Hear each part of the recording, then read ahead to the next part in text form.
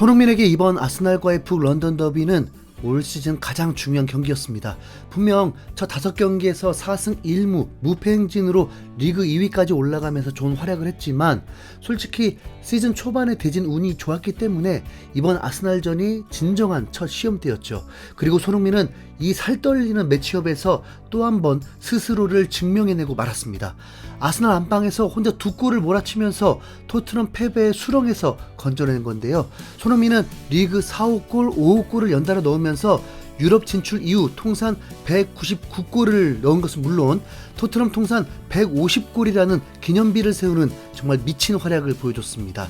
토트넘 구단은 미리 준비를 해놨다는 듯이 바로 손흥민의 150골 기념 포스터를 올리면서 손흥민의 업적을 축하해주는 모습이었죠. 통계 전문 매체인 옵타에 따르면 손흥민이 아스날 원정에서 멀티골을 넣은 건 토트넘 역사상 30년 만에 나온 기록입니다. 손흥민은 1993년 5월에 존 헤드리 이후에 최초로 아스날 원정에서 멀티골을 넣은 선수가 됐다라면서 손흥민이 이 치열한 북런던 더비의 역사에 자신의 족적을 깊이 남겼다고 한 겁니다. 특히 현 구장인 에미레이트 스타디움에서는 손흥민이 멀티골을 넣은 최초가 되는데요. 2006년 개장한 이후에 어떤 토트넘 선수도 아스날 원정에서 멀티골을 넣지 못했습니다. 그런데 그 어려운 일을 캡틴 손흥민이 스트라이커로 뛰자마자 바로 해내네요. 네, 와 정말. 또 다른 통계 매체인 스코어카에서는 북런던 더비의 득점 역사를 소개하면서 손흥민은 이제 북런던 더비에서 6골로 5골의 베일, 앙리, 반페르시를 넘어섰다. 소니는 레전드다라면서 토트넘과 아스날 양팀의 레전드를 넘어 더 많은 골을 기록했다고 전했습니다. 오늘 경기를 보신 분들은 다 아시겠지만 북런던 더비만 되면 선수들이 정말 거칠어지고 평소보다 훨씬 과격한 경기가 되는데요. 손흥민 역시 인터뷰에서 따로 언급했을 정도로 아스날 원정은 결코 쉽지 않은 환경입니다. 그러나 손흥민은 그 압박감을 다 이겨내고 멀티골 활약을 펼치면서 절반 이상의 성공을 거뒀습니다. 영국의 스카이 스포츠에서는 손흥민을 향해서 손흥민은 케인이 없이도 빛나고 있다. 그는 아스날을 상대로 활약하기를 좋아한다. 최근 8경기에서 6득점 2도움을 기록 중이다라면서 공식적으로 손흥민이 아스날 킬러라는 걸 확실하게 못 박아주는 보도를 했습니다. 직전 시즌에는 손흥민 컨디션이 최악이었는데 그 2경기를 제외하면 6경기 동안 6골 2어시로 경기당 1개 이상의 공격 포인트를 올린 것입니다. 영국의 공영방송인 BBC에서는 손흥민이 케인이 떠난 이후 토트넘 최대의 고비를 완벽하게 넘겼다고 평가했습니다. 케인이 뮌헨으로 이적하면서 토트넘은 확실한 득점 루트를 찾아야 했다. 메디슨과 손흥민이 그 해답이다.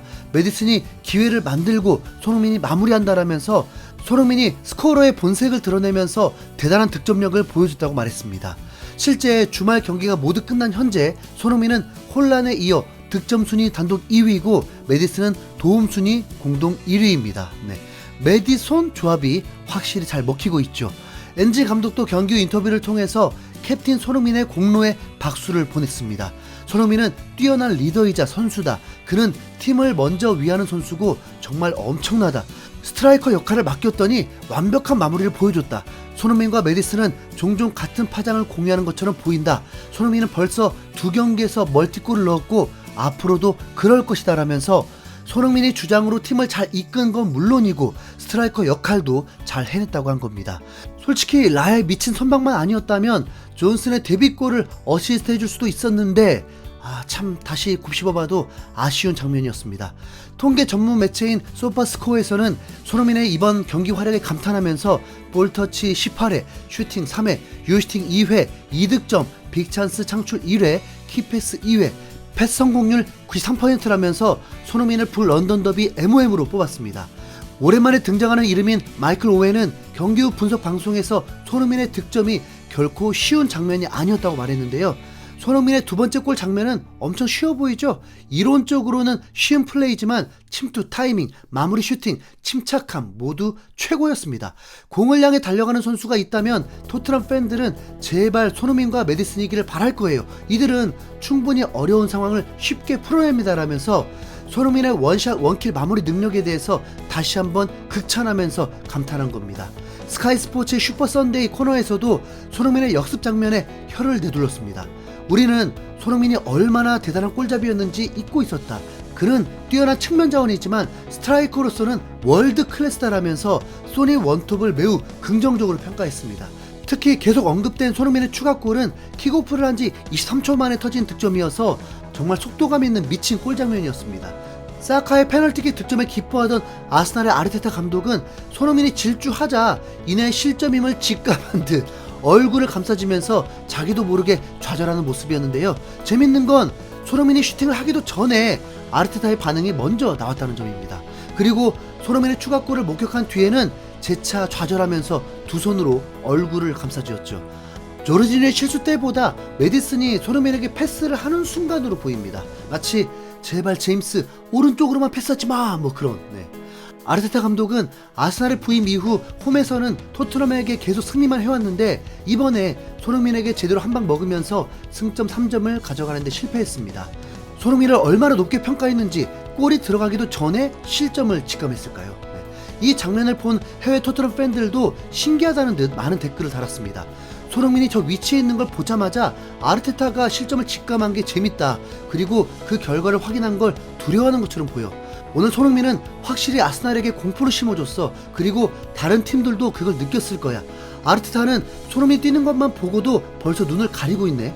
무슨 일이 일어날지 아는 거지. 아르테타가 저렇게 바로 반응하는 걸 보니 정말 달콤한 기분이다. 손흥민이 킥오프부터 골을 넣는 데에는 23초밖에 걸리지 않았어. 아르테타가 무너지는 시간도 정확히 같았지.